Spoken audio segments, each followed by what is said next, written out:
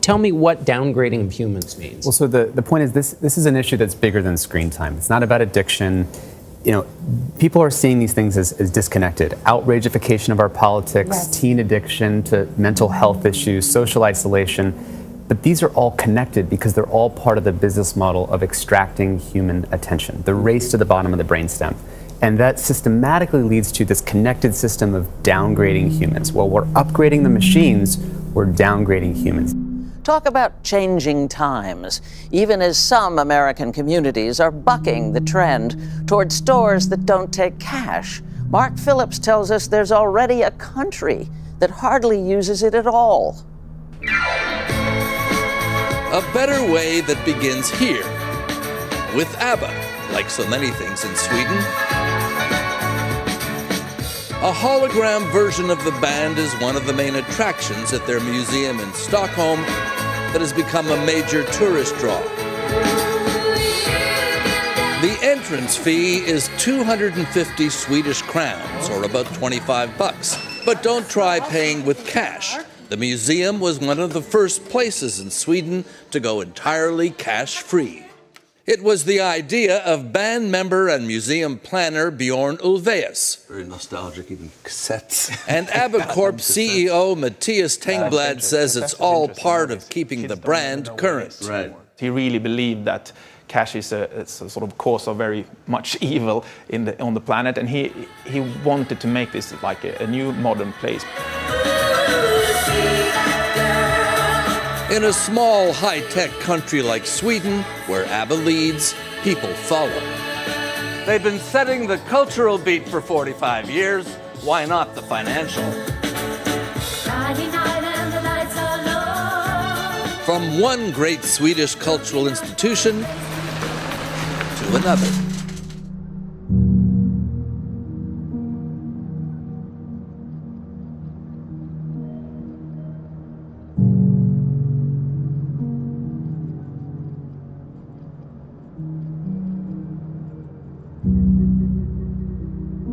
Deeper, we have to get hundreds of millions of people addicted to getting attention from other people. So this is how you get the teen issues with mental health, where you have teenage girls who are addicted to getting attention from other people, the number of likes they have, and it's I think 2.5 times self-harm and depression issues for teen girls between 10 to 14 years old. But as a former Google person, don't the companies know they're doing that? The tech companies know they're doing that, Tristan. I think that they don't like to admit that the business model of our stock price is directly anchored to how many minutes from your mind that I can get from you. Uh-huh. It's a direct coupling. We need to decouple this thing. This is like moving from, the fossil fuels era where stock prices are directly connected to how much we're polluting to, something that's more regenerative. And so we need to move to a regenerative attention economy that doesn't downgrade humans. We heard the Facebook CEO, Mark Zuckerberg, said that Facebook will become a privacy-focused social network. Does that make sense to you? How do you interpret that?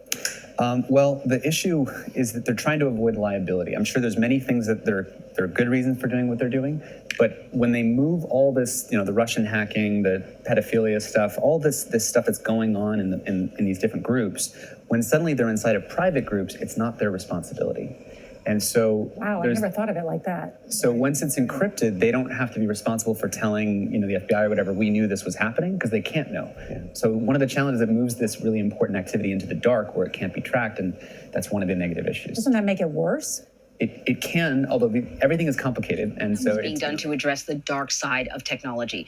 Harris was among the first in Silicon Valley to shed light on addiction to social media back in 2017. Well, now Harris is calling for tech companies to stop what he calls the downgrading of humans. Joining me now is co-founder and executive director of the Center for Human Technology, Tristan Harris. Thank you so much for joining me. Thanks for having me. Yeah. We were talking just in the break there, and I had said that you sort of articulated something that Vlad and I normally talk about quite often. And I've always said the problem with social media is us, that we are not smart enough to use this properly, that we keep falling for the same okey doke. But you argue that it's not that we're not smart enough, it's that the technology is engineered to diminish our intellect, essentially. So explain what you mean by downgrading humans. Yeah, well, it's playing with the wrong part of ourselves. If you think of technology like it's fitting us, it's fitting our lizard brain like a glove. Right. So it's just fitting the wrong part of our brain. Yeah.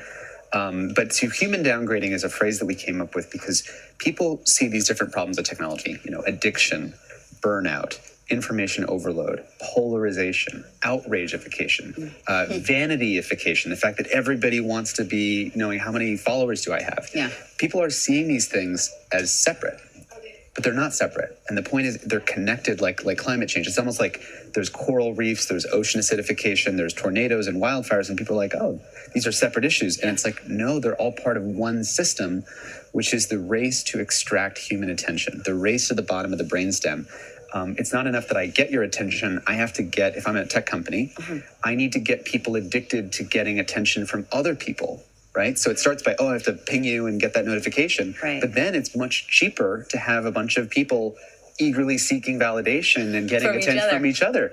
And so that's going deeper down the brainstem. Yeah. And of course, this is causing problems throughout our social fabric. And that's why we have to have a different name for it than just tech addiction or screen time, because that's like, it's just the wrong frame. So human downgrading is like the climate change of culture.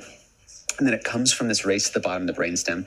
And the thing is, we can turn it into a race to the top to say, how do we want this to work? Instead of fitting our lizard brain like a glove, how can it fit our higher values? How can it fit our friendships like a glove? How can it fit our democracy like a glove? How can it fit truth like a glove? And it has to be redesigned to do that. So we have to have a new conversation and new pressure from policymakers, from shareholder activists, from the media, and from people. So we realize that no one wants to be downgraded. At the Vatican, the Catholic Church has brought together scientists and ethicists to discuss these issues. And Pope Francis has written a letter, The Human Community, which emphasizes the urgent need to study the relationship between humans and emerging technology.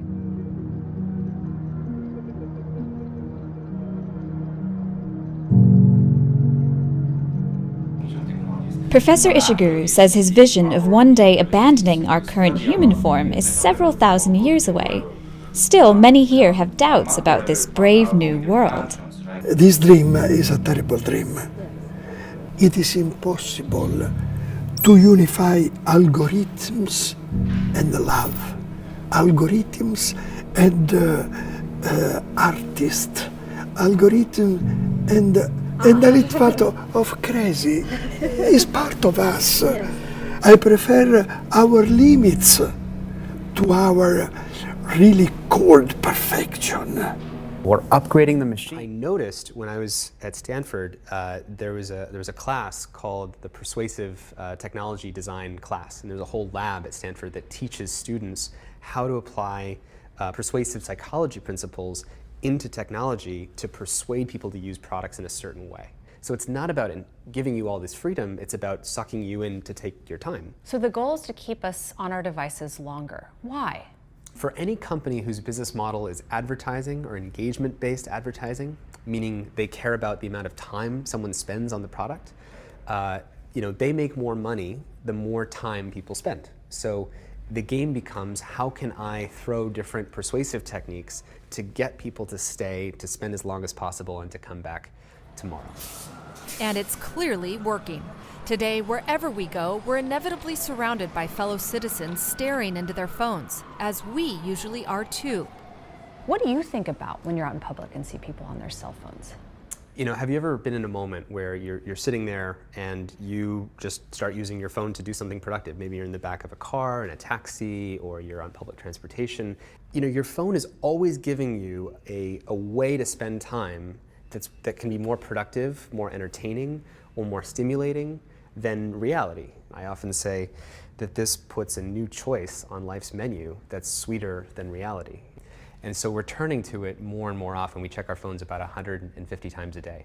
And what are the costs of that sort of constant interaction with technology, both on an individual level and as a society? Well, I think each of us have to tune in for our own experience. I mean, what does it feel like when we check our phones 150 times a day? Or what does it feel like if we've been scrolling and had our face down and not breathing very much when we're scrolling for, say, 20 minutes? I mean, how do we feel on the inside? How do you feel on the inside?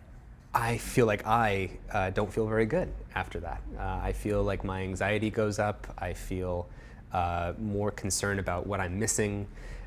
what I'm missing out on, who I haven't gotten back to. People think that I'm bad at getting back to them. All of this sort of psychology emerges all because of this one thing. Plans to give all of its 1.4 billion citizens a personal score based on how they behave. So some people with low scores are already being punished if they want to travel. Nearly 11 million Chinese people can no longer fly, and 4 million are barred from trains. Next week, the program will start expanding nationwide. Ben Tracy is in China with what's behind the government scoring system. Ben, this sounds like scary stuff. Good morning. Good morning. The government here says it is trying to purify society by rewarding those who are trustworthy and punishing those who are not. So like the credit score that most Americans get for how they handle their finances, Chinese citizens are now getting social credit scores based on everything from whether they pay their taxes on time to how they cross the street. When Leo Hu recently tried to book a flight, he was told he was banned from flying because he's on the list of untrustworthy people.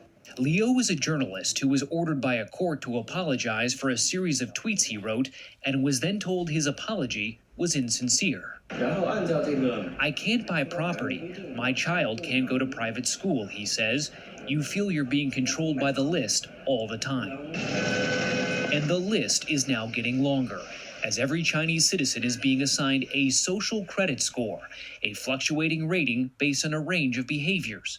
It's believed that community service and buying Chinese-made products can raise your score. Fraud, tax evasion, and smoking in non-smoking areas can drop it. If a score gets too low, a person can be banned from buying plane and train tickets, real estate, cars, and even high-speed internet. It's a good thing, this woman says. There should be punishment for people who can't behave. China's growing network of surveillance cameras makes all of this possible. The country already has an estimated 176 million cameras, and it plans to have more than 600 million installed by 2020. It can recognize more than 4,000 vehicles. Xu Li is the CEO of SenseTime, one of China's most successful artificial intelligence companies. It has created smart cameras for the government that can help catch criminals, but also track average citizens. This knows every person, every bike, every car, every bus. It can tell whether it is an adult, a child, a male or female. In several big cities in China, including here in Shanghai, the government is even tracking jaywalkers. Cameras record them going through intersections, zero in on their face, and then publicly shame them on nearby video screens.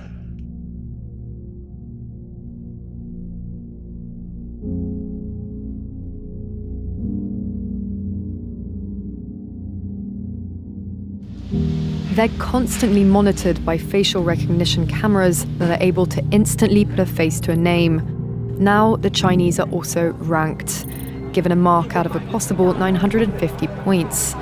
A score in the 700s is considered good. Around the 500 mark is not. For now, the number is a sort of bank credit rating, keeping track of everyone's spending habits.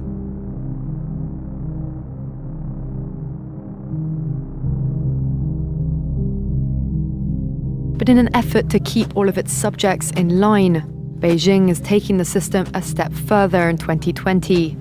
It's aggregating data gathered by banks, private companies, and the state to rate if someone's a good or bad citizen. The state will go over every detail of a person's life with a fine-tooth comb: their financial situation, spending habits, career, even behavior on social media.